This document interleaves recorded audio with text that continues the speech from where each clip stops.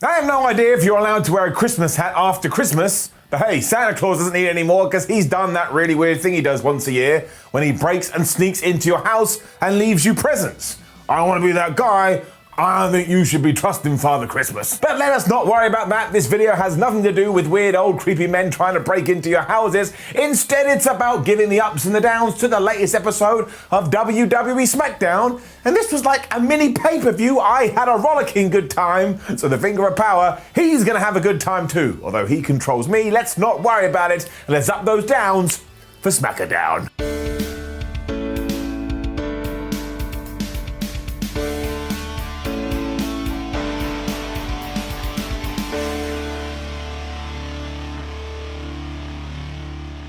Now this is what I'm talking about. When SmackDown started, we had a cage match for the Universal title. There wasn't a guy in the ring talking for 68 hours. It was like somebody had grabbed me and just chucked me into Happy Town. If you can't figure it out, it's really cool being in Happy Town. Everyone is happy. Now WWE did this because their lead in this week was coming from their NFL game. So they were like, oh my gosh, if we try and put on the best match possible, maybe we'll actually make some new fans. Which is also why I'm sure you noticed Michael Cole and Corey Graves explained how a steel cage match for like half of my life. But I get it, you need to make sure that any potential new viewers have the information, but also so good up. It was Roman Reigns versus Kevin Owens, and I truly believe now that even if the only feud left in wrestling was Kevin Owens versus Roman Reigns, every time they would figure out a way to make it work. And they were really laying their stuff in and using stiff shots because I presume they were like, well, we don't know who's gonna be viewing. We gotta make sure this looks damn good. And they were successful. They were also throwing each other into the cage before long because who needs bones? I hear they're vastly overrated. And really the story of this soon became that Kevin Owens kept getting all these close near falls, especially after a frog splash and especially after a pop-up powerbomb,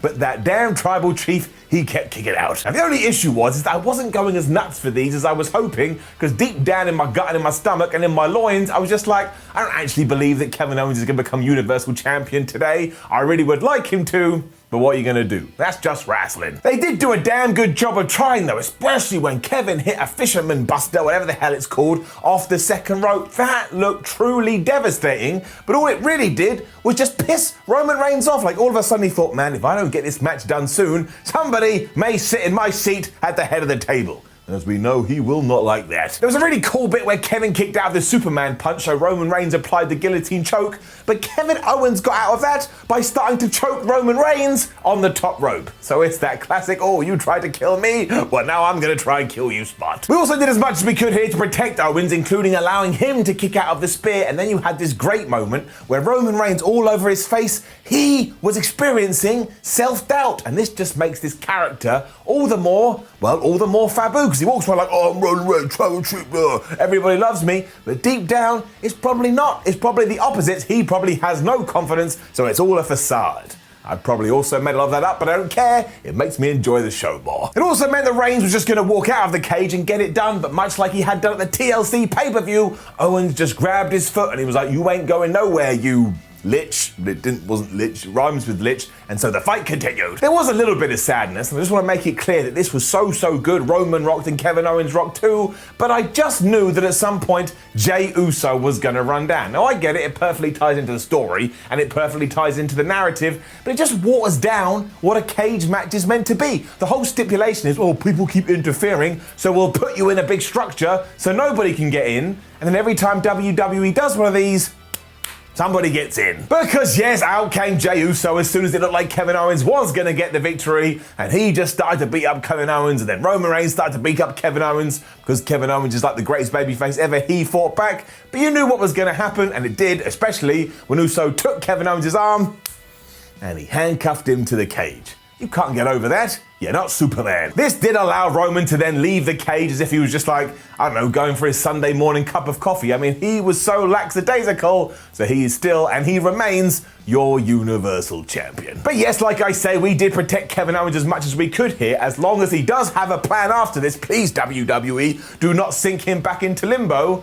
And if it wasn't such a good match, I'd actually contemplate giving that finisher down, because again, we are running the stipulation into the ground, but I'm not, because it was too good, it made me too pleased, and when you push those two things together, you have a happy Simon Miller, especially because don't forget where I visited at the start of this, Happy town. And there's also another spin because the fact that Jey had to help his cousin again also ties into the Roman Reigns persona. He says that I can handle everything. Well, no, you can't, Roman. This is now twice you had to rely on your family. But of course, just in case you did hear that, you're still the best. I bow down to you. Summing it all up then, this feud has rocked. And now again, yes, let's make sure Kevin Owens has something planned. I can't stand it when he just vanishes. That's not true. I get over it quite quickly. But as a fan, that's what I want. We then got the exact same segment we got on Raw, to the point I went, did I fall asleep and accidentally lay on the controller and start that again? Because you've just had a bunch of people being interrupted by other people for around about 5 minutes. But we had Asuka and Charlotte Flair come out there and get the microphone and say, hey, we're so great. Then Bayley interrupted, then Sasha Banks interrupted, then Bianca Belair interrupted,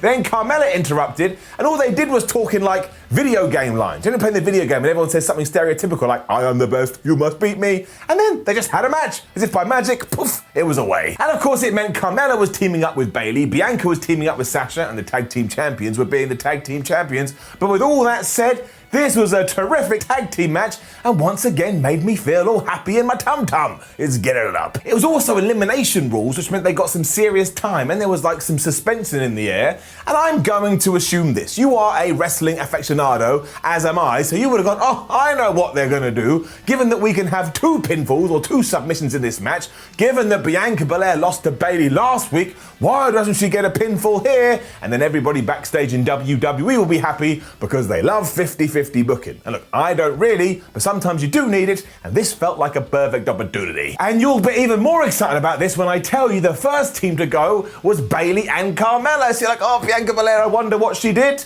Well, I'll tell you what she did. She watched on as Sasha Banks hit a frog splash onto her former best friend and got the 1-2-3. Now, I know she's the SmackDown Women's Champion, but come on. It left me in a very curious position because I was like, well, are they going to have Bianca Belair beat Charlotte Flair and Asuka? Especially because the tag team championships are on the line. But no, I was wrong again. Because after Sasha Banks had been screwed by Carmella and Bayley, who refused to leave ringside, Charlotte just got in there, hit the natural selection, and beat Bianca Belair 1-2-3. I mean, it was as easy as Jenga. And I know you can lose at Jenga, but that is a simple game. And so now officially Bianca Belair is on a losing streak. And right away you're going, well, firing, who else could have lost? Sasha Banks is a SmackDown champion. And you are correct. But then why wasn't Bianca allowed to get that pinfall earlier? She's clearly a star. She's clearly about to be pushed to the moon. But don't make it even harder for her. Let her win. And I know wins and losses don't matter in wrestling, but also wins and losses do matter in wrestling. Otherwise, what is even the point? I know I'm being a nerd and the other excuses, well, Simon, she benefited from just being in the ring with those people. That is absolute baloney, especially when you have a tag team match with so many people in it. Now, once again, I want to make it perfectly clear, this was so good, and every single person in this is just a brilliant wrestler, but it irked me. It was too much. I gave it a free pass last week. I'm not giving it a free pass this week, so the finish is getting it down. I do just, however, want to point out that at one point, Bianca Belair was able to save Sasha Banks using her hair, and it was one of the most innovative spots I've seen in ages. So yes, once again, please push Bianca Belair. Thanks. We were then backstage with the Street Profits who were getting really excited about our main event, which was going to be Sami Zayn taking on Big E for the intercontinental title. And they even called Sami Zayn over and they gave him a Christmas present, which was a t-shirt that read, I was the intercontinental champion. I was like, that's not very nice, guys. Leave poor Sami Zayn alone. We then, however, transitioned into Daniel Bryan versus Jey Uso to finish off that feud. And this too was just flipping excellent. Daniel Bryan is just one of the best wrestlers ever and doesn't seem capable of having a bad match.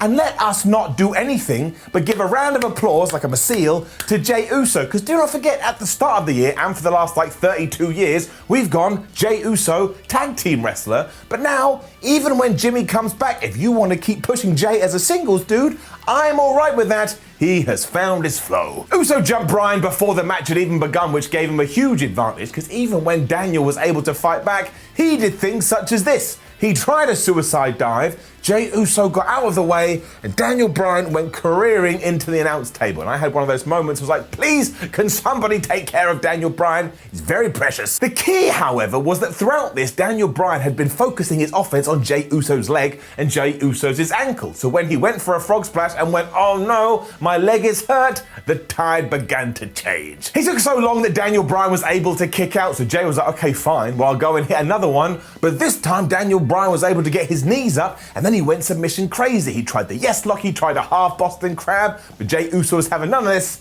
and he got to the rope. They then just started to pound on each other, and while they were hitting each other like kids used to do in school, you kind of go around the houses like this, I don't think they were protecting themselves very well, and eventually they got to their feet. Daniel Bryan ran at him, hit him with their knee in the face, and he got the 1, 2, 3, and surely drew a line under this program. I have enjoyed it muchly. Afterwards, we also got an interview with Daniel Bryan, who said he already had his big plan for 2021, which is A, he's going to be the first guy entering the Royal Rumble, and B, he is going to win it, because that's a goal he has never achieved. And can you imagine if he does? After all these years, all the craziness we went through, Daniel Bryan wins the Royal Rumble, and there's no flipping fans. 2020, you suck. This really was another top match though, and afterwards, Sami Zayn also got in Daniel Bryan's face, and he was like, look, I know it's a lumberjack match later, and I think you've had something to do with this because you're always worming your way into my business. So we still have to do something here, which I'm totally cool with. I just don't get what. Maybe Sami's the guy that chucks him out the Rumble.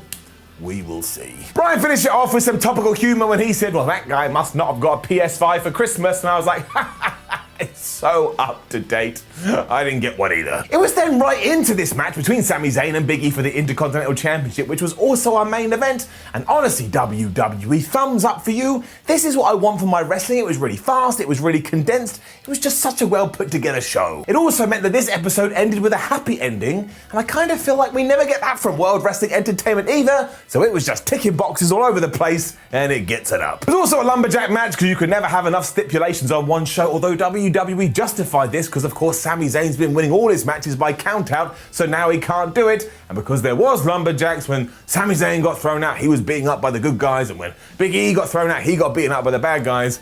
Even though it makes no sense, why would they care? Also, if they were good guys, why wouldn't they go and stop the bad guys when they were beating up Big E?